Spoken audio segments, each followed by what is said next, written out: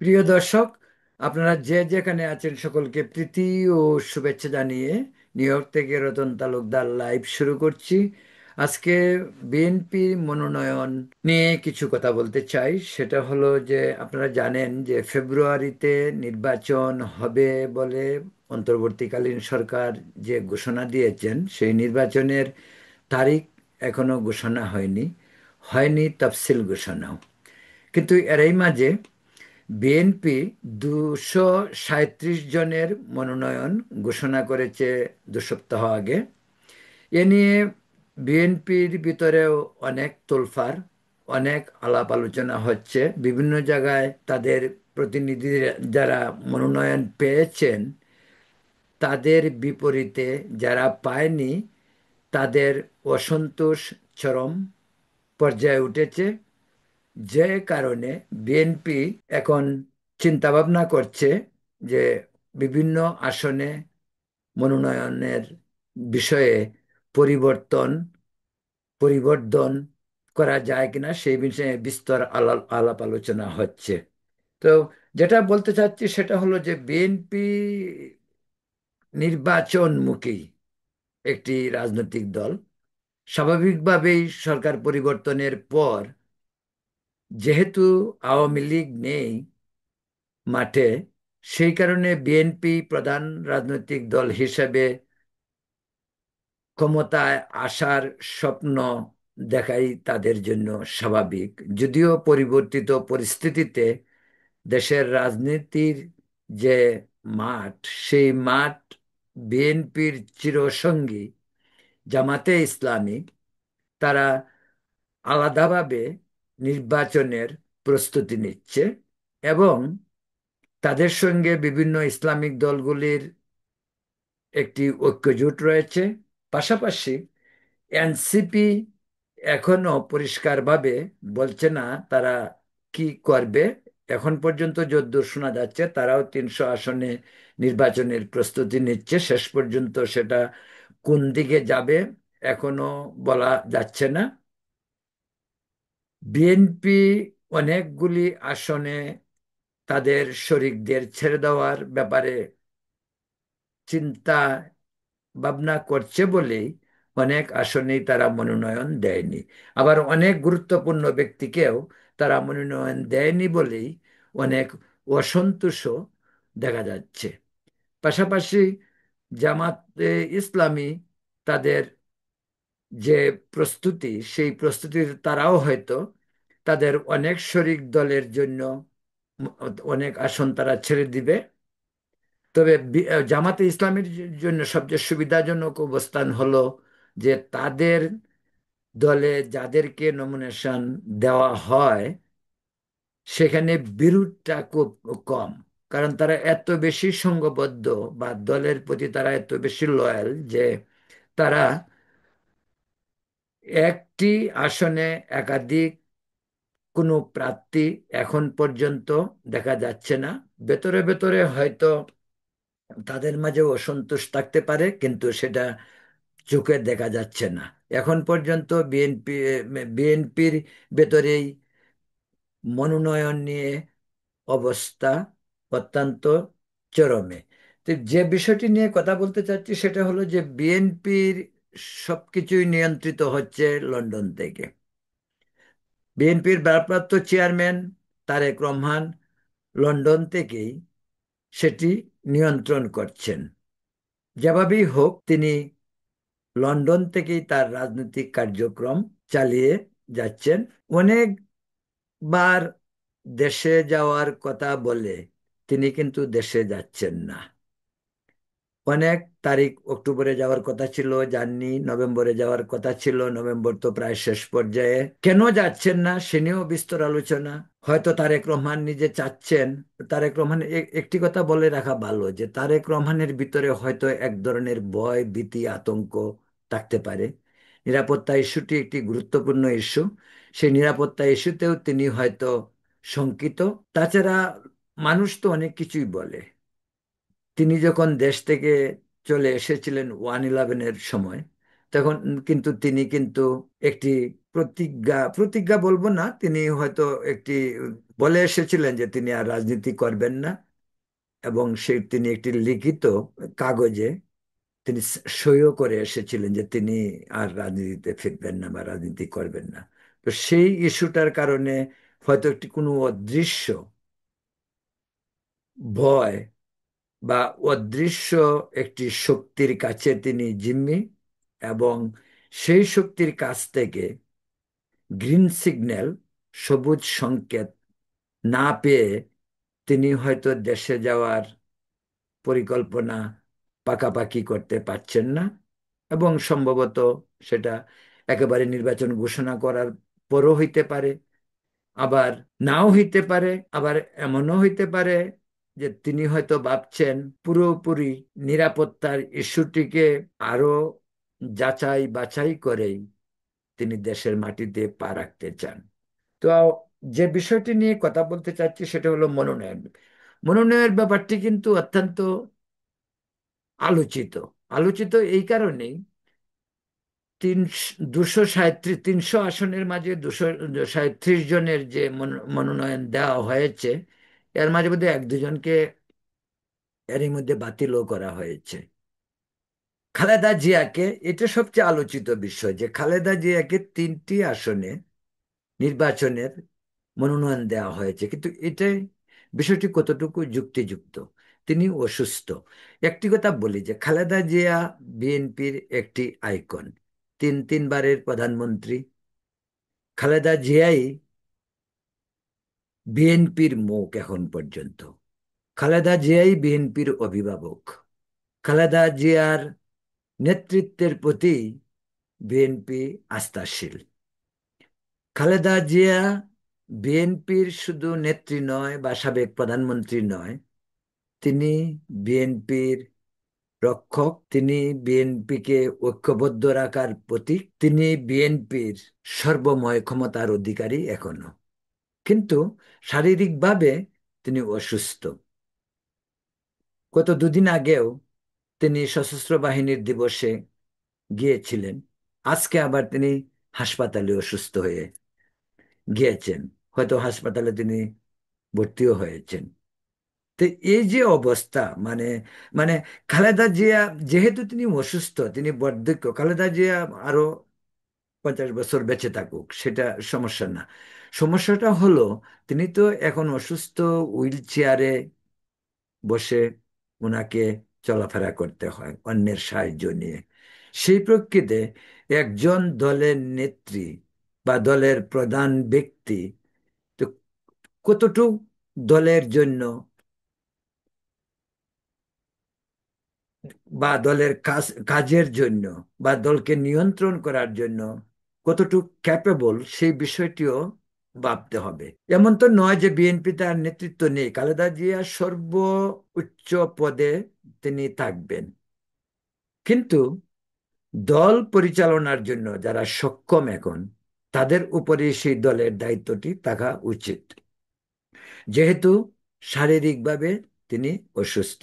এখানে একটি কথা বলা প্রয়োজন, আপনারা জানেন যে এখানে আমি একটা এক্সাম্পলের কথা বলি। সেই এক্সাম্পলটা এরকম যে আপনারা জানেন যে যে আমেরিকার যে প্রেসিডেন্ট ইলেকশন হয়ে গেল গত বছর, সেই প্রেসিডেন্ট ইলেকশনে কিন্তু সাবেক প্রেসিডেন্ট বাইডেন অসুস্থ ছিলেন, তবু তিনি নির্বাচন করার জন্য একেবারে প্রতিজ্ঞাবদ্ধ ছিলেন যে তিনি নির্বাচন করবেনই।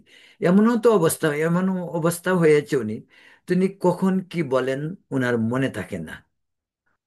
একাধিকবার তিনি প্লেনে উঠতে গিয়ে তিনি সিঁড়িতে পড়ে যান, তারপর তাকে অন্যের হেল্পে চলতে হইতো। এই সিচুয়েশনে কিন্তু তাকে বাধ্য করা হয়েছে তিনি যেন নির্বাচনের মাঠ থেকে সরে দাঁড়ান। অবশেষে তিনি সরেই দাঁড়ালেন এবং ভাইস প্রেসিডেন্ট কমলা হ্যারিস তিনি নির্বাচন করেন, যদিও ডোনাল্ড ট্রাম্পের কাছে তিনি পরাজিত হয়। তা আমি এই এক্সাম্পলটা বলার উদ্দেশ্য এটাই যে শারীরিকভাবে যদি সক্ষম না হয়, রাষ্ট্র পরিচালনার জন্য তার যতটুকু শারীরিক সুস্থতার প্রয়োজন, সেই অবস্থানে কিন্তু খালেদা জিয়া নেই, আনফর্চুনেটলি।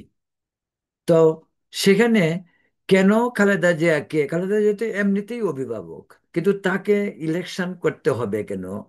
এবং তিনটি আসনে তাকে নির্বাচিত করতে হবে কেন? তিনটি, তারেক রহমান একটি আসনে করবেন এমনও তো হইতে পারে, তো তারেক রহমানই তিনটি আসনে করুক না, তাহলে তো হয়। আর দ্বিতীয় কথা হলো যে এটা হলো তারা খালেদা জিয়া সম্পর্কে এই কথাটা এই জন্য বললাম, তাকে হেয় করার জন্য না। খালেদা জিয়া বিএনপির সর্বোচ্চ নেত্রী, বিএনপির অভিভাবক, তিনি আপোষহীন নেত্রী, রাজনৈতিক দক্ষতা খালেদা জিয়া প্রমাণ করেছেন। তিনি বিএনপির যোগ্য ব্যক্তি, যোগ্য নেতৃত্ব দিয়েছেন, সবই ঠিক। কিন্তু পরিবর্তিত পরিস্থিতিকে বিবেচনায় এনে খালেদা জিয়াকে অবসরে থাকার প্রয়োজন, তার স্বাস্থ্যগত কারণে। তো প্রিয় দর্শক, যে বলছিলাম যে বিএনপির চেয়ারপারসন অসুস্থ, ভারপ্রাপ্ত চেয়ারপারসন তারেক রহমান, তার পুত্র। বিএনপি তো একটি পারিবারিক উত্তরাধিকার রাজনীতির যে অবস্থান, তা থেকে তো বিএনপি আর সরেনি। আওয়ামী লীগেরও একই অবস্থা ছিল, যে এই যে পারিবারিক পরিবারতন্ত্র রাজনীতিতে থাকার কারণে এর বিরোধিতাও কিন্তু অনেক হয়েছে। 111-এর সময় হয়েছে, দুই নেত্রীকে মাইনাস করার পরিকল্পনাও ছিল। তারেক রহমান যে কারণেই হোক তাকেও দেশ থেকে বের হয়ে আসতে হয়েছিল। তো এই বিষয়টি অত্যন্ত গুরুত্বপূর্ণ, যে কারণেই বিষয়টি নিয়ে খুব আলোচিত হয়। তো এখন যদি বলা যায় যে বিএনপির তারেক রহমান যে 237 জনকে মনোনয়ন দিয়েছেন, মনোনয়নটা কিন্তু খুব তড়িঘড়ি হয়েছে। এটা অফকোর্স বিএনপির প্রতিটি কেন্দ্রেই 5, 7, 10 জন, কমপক্ষে 5 জন 7 জন হলেও তাদের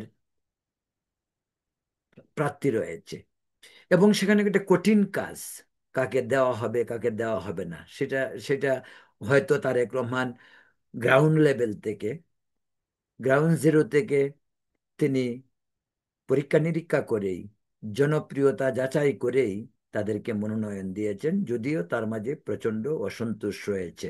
তবে আমি একটি কথা বলতে চাই, বিএনপির যে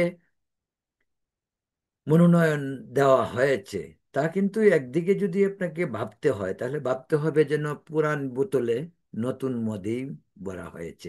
আপনি দেখবেন সেই আগে যে সেট ছিল, সেই আগের সেট, নতুন প্রজন্মের কিন্তু সংখ্যাটা কম। বিএনপির মাথায় তো অন্তত এই বিষয়টি থাকার জরুরি ছিল, যেটি যে আমাদের এই যে তরুণ সমাজ, ছাত্র সমাজ যে আন্দোলন করলো, সেই আন্দোলনের ফলে আজকে তরুণ নেতৃত্ব বেরিয়ে আসছে, তারা নতুন রাজনৈতিক দলও এনসিপি করেছে। বিএনপিতে কিন্তু অনেক তরুণ যুবক রয়েছে, তারপরেও কিন্তু বিএনপিতে অধিকাংশ হয়তো কে পাশ করতে পারবে সেই বিবেচনায় তাদেরকে দেওয়া হয়েছে। কিন্তু আমি যদি বলি যে সেই পুরনো সেট সেই নতুন একটি বোতলের মধ্যে পুরান মদ ডালা হয়েছে, বা নতুন বোতলে পুরান মদ, এই এই এই একটা প্রবাদ সবসময় আছে।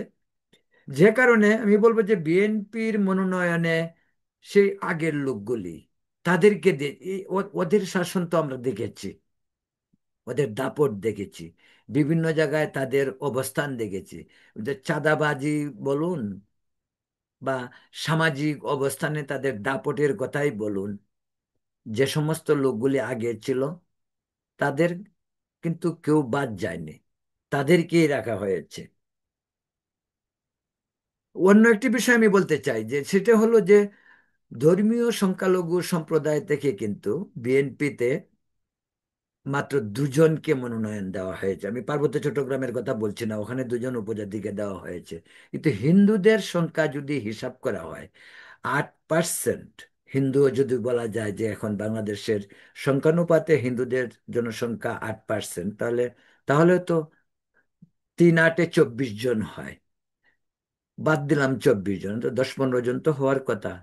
বিএনপিতে কি নেই যে যারা হিন্দু? অনেক হিন্দু আছে যারা বিএনপি করে। শুধু সেই গয়েশ্বর রায় বা সেই নিতাই রায় চৌধুরী তা তো নয়। গয়েশ্বর রায় নিতাই রায়চৌধুরী তো বিএনপির সবেদন নীলমণি। তাদের বাইরেও তো বিএনপি খুঁজে বের করতে পারতো আরো কিছু নতুন মুখ। নিশ্চয়ই হিন্দুদের মাঝে সেই মুখগুলো আছে, সেটা উপেক্ষিত হয়েছে। সেটা একটি আলোচনার বিষয়।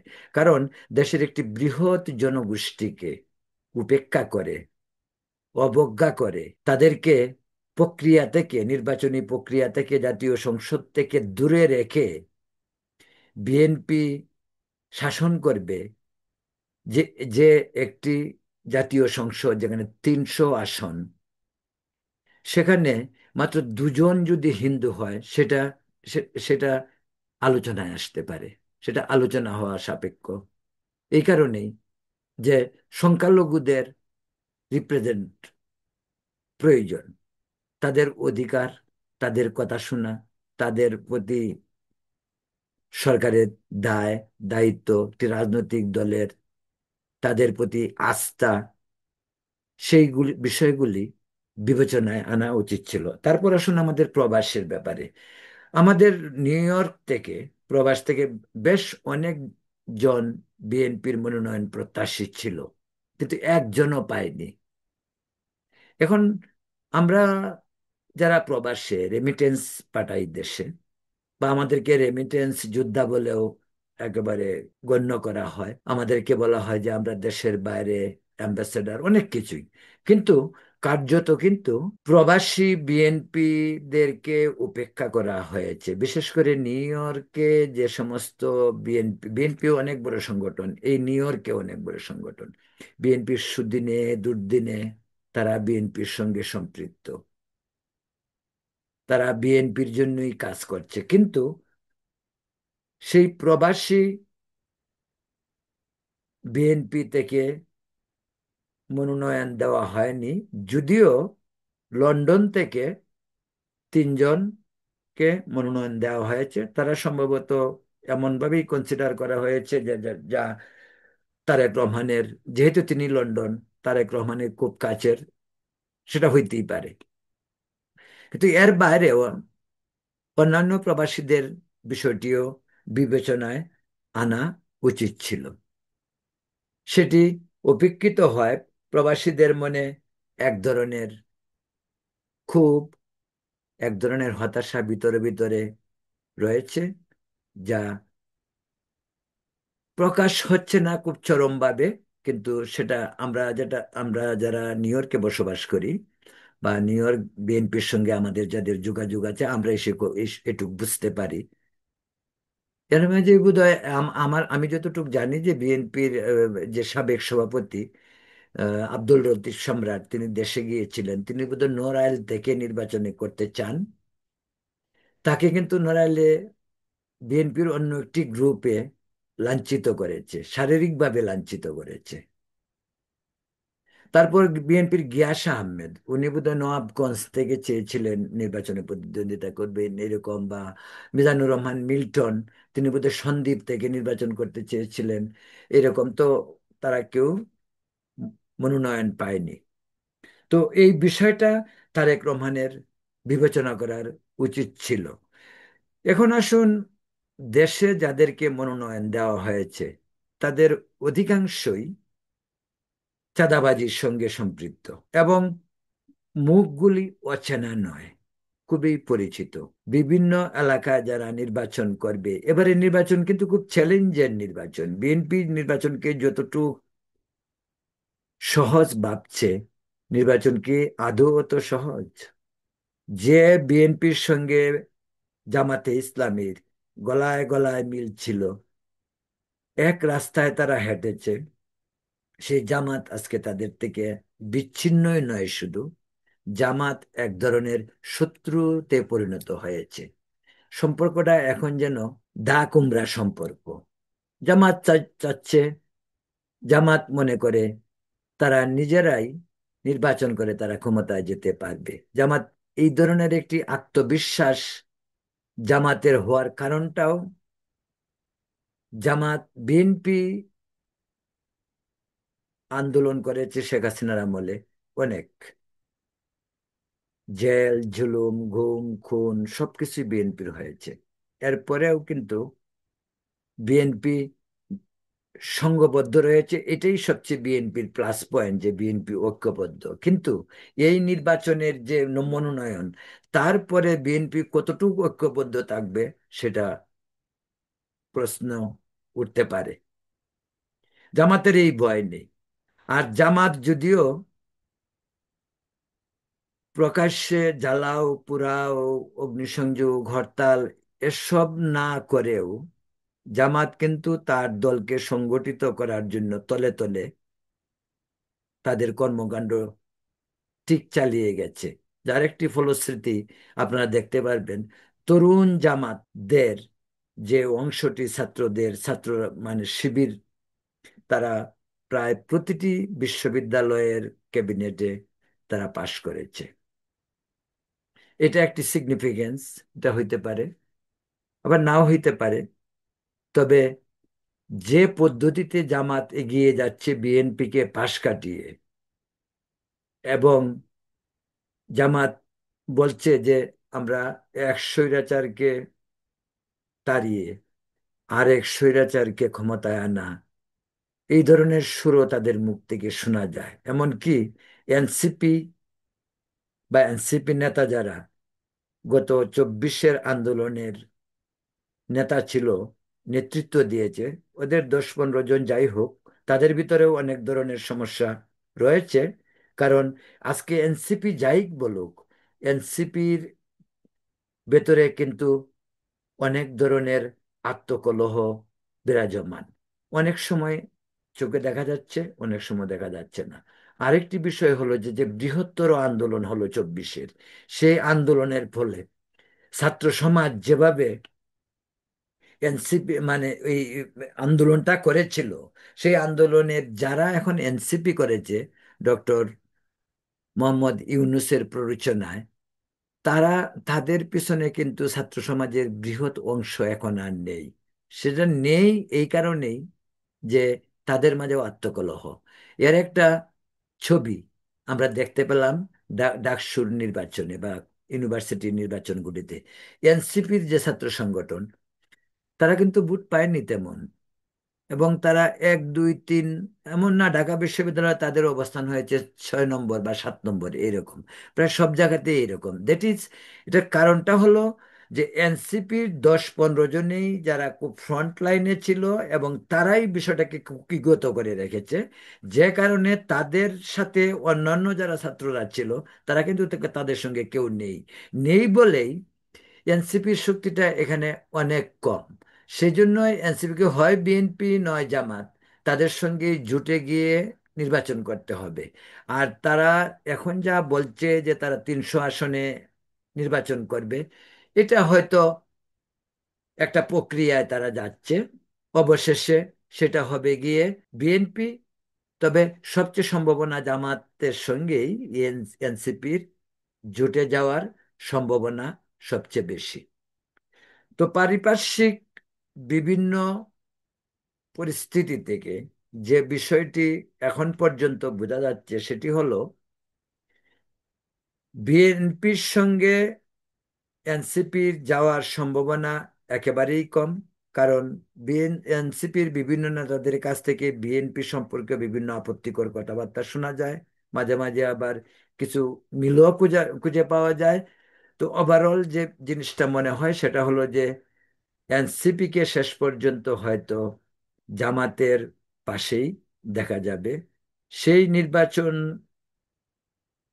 যত কাছে আসবে, বিষয়টি হয়তো ততই পরিষ্কার হবে। এখন পর্যন্ত বিএনপির এক ধরনের মৌনতা, বিএনপি খুব যে হার্ড লাইনে গিয়ে কথা বলছে তা না কিন্তু। কারণ বিএনপির সাথে হয়তো ডক্টর ইউনূসের একটি সমঝোতা হয়েছে, সেই সমঝোতার মানুষ কেউ জানে না।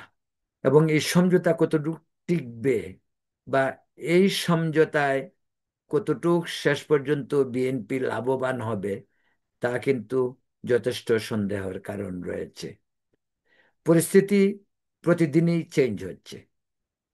নির্বাচন যত এগিয়ে আসছে, এই প্রক্রিয়াটি ততই অস্পষ্ট হচ্ছে, এবং হয়তো নির্বাচনের আগে তফসিল ঘোষণার সাথে সঙ্গে হয়তো বিষয়টি আরো স্পষ্ট হয়ে উঠতে পারে।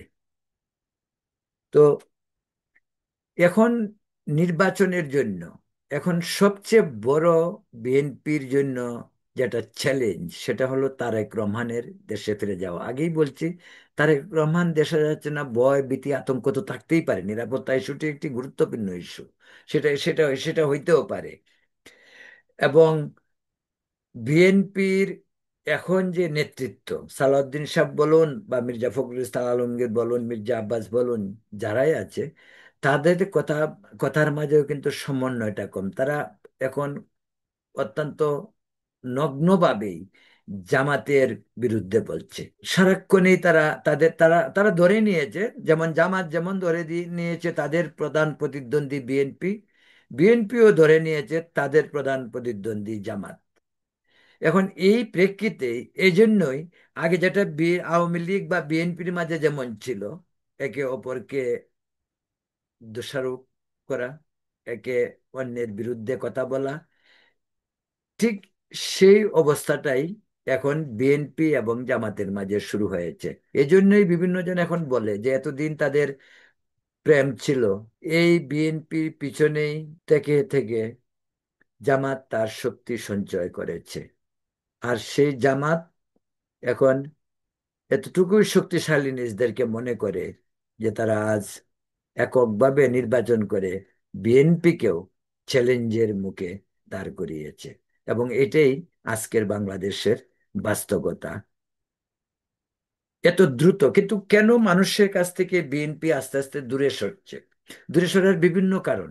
একটি কারণ হলো যে জামাত বলতেছে যে আপনারা আগে ওদেরকে আওয়ামী লীগ দেখছেন, আপনারা বিএনপি দেখেছেন, এখন আমরা সৎ মানুষের শাসন, সৎ মানুষের রাজনীতি শুরু করতে চাই, সঠিক পথে দেশকে পরিচালিত করতে চাই, দুর্নীতিমুক্ত বাংলাদেশ করতে চাই আমরা, ভালো মানুষের সৎ মানুষের বাংলাদেশ করতে চাই। এটা বিএনপির নয়, এটা জামাতের এখন প্রধান এজেন্ডা। পাশাপাশি মানুষের মধ্যে বিএনপি নিয়ে কিন্তু ভীতি আতঙ্ক রয়েছে, কারণ মানুষ 3 দফায় বিএনপির সরকার দেখেছে। বিএনপি এবং আওয়ামী লীগের মাঝে রাষ্ট্র পরিচালনায় খুব বেশি পার্থক্য, সেটা কিন্তু সাধারণ মানুষ মনে করে না। এবং এবার খালেদা জিয়া সরকারের সর্বশেষ যে টার্ম ছিল, যেটা যেটা 2001 সালে শেষ হলো, 1/11-এর আগে, সেই সময়টা কিন্তু খুব যে বিএনপির জন্য সুখকর ছিল তা কিন্তু নয়। যে কারণে মানুষের পূর্ব অভিজ্ঞতা আর এবার এই 24-এর বিপ্লবের পর শেখ হাসিনা ভারতে চলে যাওয়ার পর সারা দেশে বিএনপি যেন ক্ষমতায় এসে গেছে। যেভাবে বিএনপি তার পাওয়ার, চাঁদাবাজি সহ সাধারণ মানুষের কাছে নিজেদের ছবিটি প্রকাশ করেছে, মানুষের মনে কিন্তু ভয় আতঙ্ক ঢুকেছে। মানুষ ভাবছে সেই নির্বাচন হবে, বিএনপি ক্ষমতায় আসবে, সেই আগের মতো, সেই আগের বিএনপি, সেই আগের আওয়ামী লীগ। মানুষ হয়তো ওই দৃশ্যটি আর দেখতে চাচ্ছে না। এ কারণে হয়তো জামাতের দিকে ঝুঁকতে পারে মানুষ।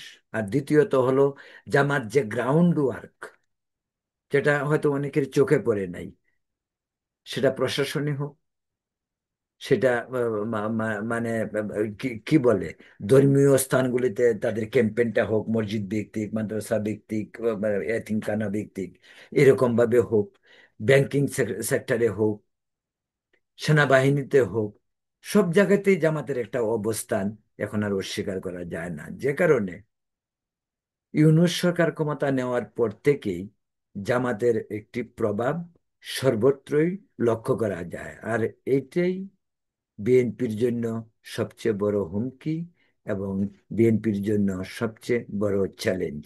এবং এই চ্যালেঞ্জের মুখে থেকে বিএনপি তো সেই পুরানো লোকগুলিকে নিয়ে কাজ করবে। সেজন্য বলছিলাম যে সব যে মনোনয়ন দেওয়া হয়েছে যাদের, তাদের অধিকাংশই দেখা যাবে যারা আগেও ছিল, এদের নামে অনেক বদনাম আছে। চুরি শুধু আওয়ামী লীগ করেছে, তখনকার সময় কি বিএনপি চুরি করে নাই? বিএনপি চুরি করেছে, অনেক অনিয়ম হয়েছে, জঙ্গিবাদকে প্রশ্রয় দেওয়া হয়েছে। 21শে আগস্টের মতন এত বড় অ্যাক্সিডেন্ট যেটা হয়েছে, সেটা সেটা বিএনপির আমলে হয়েছে। সে সেজন্য তারেক রহমানের সাজাও হয়েছে।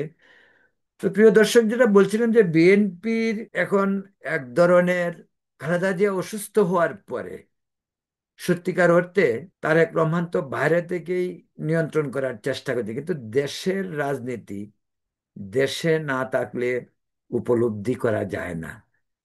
দেশ থেকে 5-7 হাজার মাইল দূরে থেকে লন্ডনে বসে, একটি ভিন্ন সংস্কৃতির দেশে বসে, একটি উন্নত দেশের সমাজ ব্যবস্থায় বসবাস করে নিজের দেশের